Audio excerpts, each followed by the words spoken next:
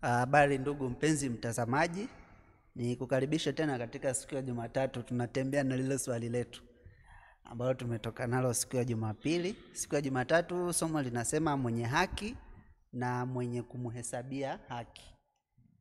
Na mada yetu ya siku ya leo pia inaendana na swali letu ambalo tumetoka nalo, kwamba nitajuaje kama mimi niko upande wa Kristo au niko upande wa Shetani, kwa sababu upande wa Kristo ndo unashinda.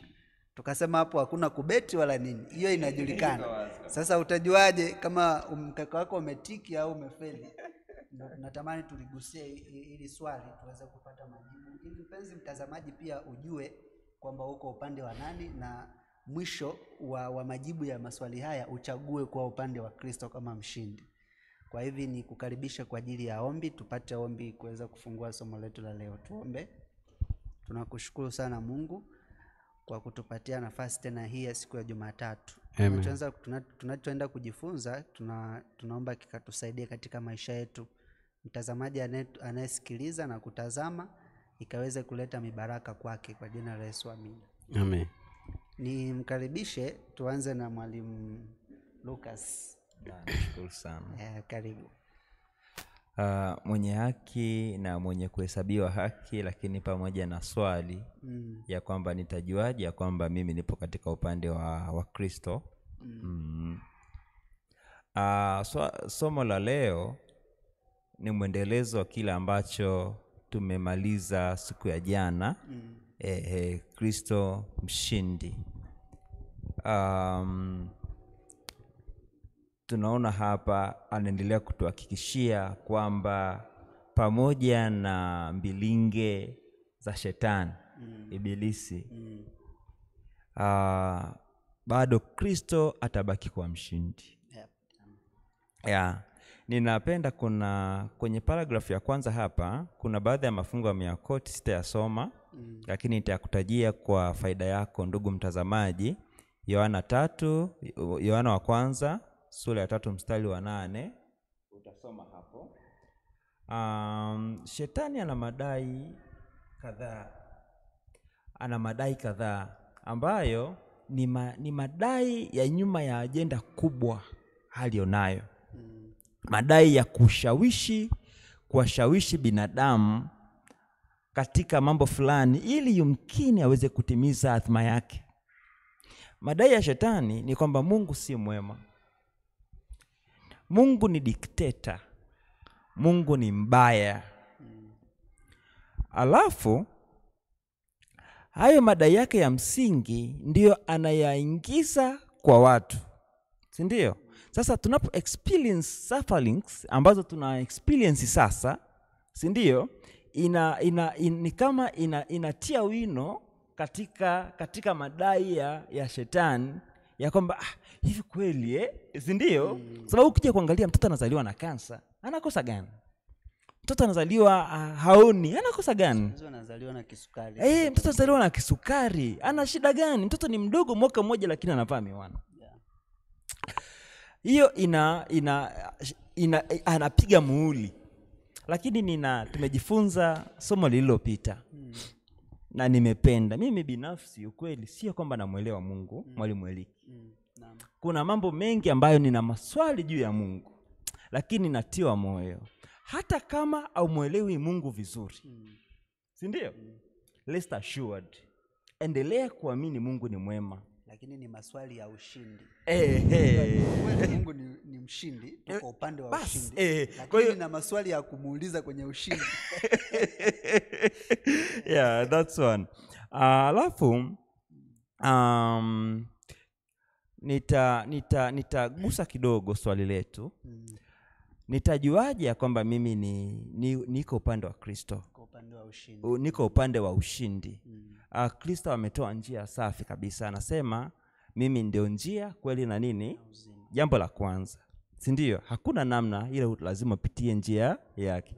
Lakini Kristo huyu anasema mkinipenda mtazishika amri zangu. Umeelewa? Yaani sasa kumbe zishike amri za nani? Si ndio? Ukifuata utaratibu wa Kristo umeokoka. Ukienda kinyume ya hiyo imekula kwako. na Kwa hapa ni swala la utaratibu, kama ambavyo ilikuwa kwenye lile somo la utaratibu wa pambano, si ndio? Kuna utaratibu katika kila eneo. Yes. Hata kwa Kristo pia kuna utaratibu. Simu unakuta ina manyo. Lazima ufuate nini? Utasehemu ya kuongeza volume, unaenda kuwasha pale, utawasha kweli.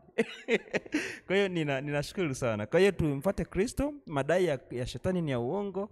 Kristo ni mshindi na atadumu kuwa mshindi. Amina. Na to rest assured, hata kama tuna experience nini, si ndio? Yeah.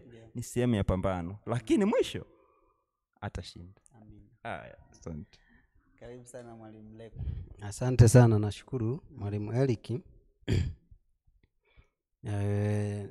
Kwa swali hilo pia naweza naomba niongezee. Uliuliza kwamba tutajuaje kwamba mimi napitia mateso na tabu, na pengine zinaweza kufanana au zikatofautiana, lakini hayo mateso na tabu sijayaomba. Tunaita natural disaster. Lakini hata artificial, sio yani umeshtukia uko pale. Sasa ninajuaje kwamba pamoja na kwamba niko kwenye tabu, niko kwenye shida, niko kwenye upande wa Mungu wa ushindi? Unajua hilo linakupa tumaini sana. Sasa kuna tajiri mmoja alimwendea Yesu, akamuuliza, Mwalimu mwema, nifanye nini ili niweze kuurithi ufalme wa mbinguni? Akamwambia, kwa nini kuniita mwalimu mwema? Aliye mwema ni mmoja tu. Sasa mimi sitaki kuelekea kwenye upande huo. Mimi nataka kuongelea kwenye hili fungu ni kwamba akamwambia kwamba uza mali zako zote, kauze mali zako zote, kisha unifuate. Sasa kwenye masharti, kuna masharti ya kumfuata Mungu. Sharti namba 1 ni upendo.